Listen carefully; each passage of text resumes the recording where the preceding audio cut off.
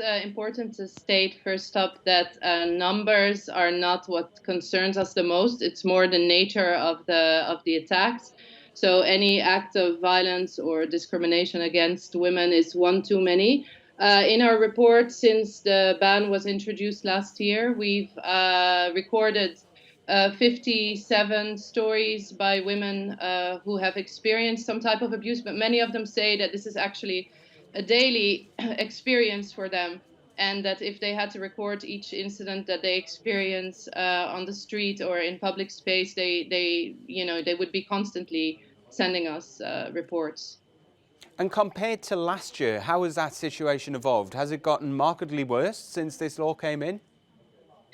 Actually, I mean, violence against Muslim women in the street and experiences of discrimination have been pretty consistent across the last few years. Even before the ban, we recorded, very frequent occurrences of such experiences.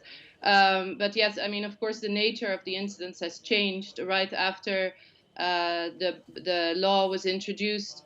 There were a lot of people who were sort of using the law to tell women in places where the ban does not even apply to take off their veil, or worse, attacking them physically, or denying them entry to places where again the ban does not apply, saying, "Oh, this is not allowed now anymore." So of course, yes, women who wear the face veil in particular have been targeted more frequently. Now, you're calling for lawmakers to look at this again, but do you really think politicians will be open to debating this once more?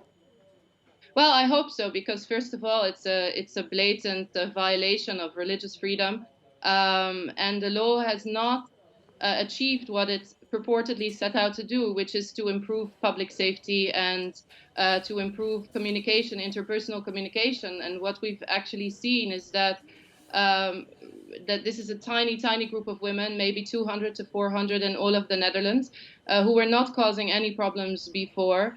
In fact, the institutions that were meant to apply the law, so hospitals, schools, public transportation, they already have internal regulations that permit them to stipulate certain, ban or prohibit certain types of attire. And there have not been any problems with the application of those regulations before.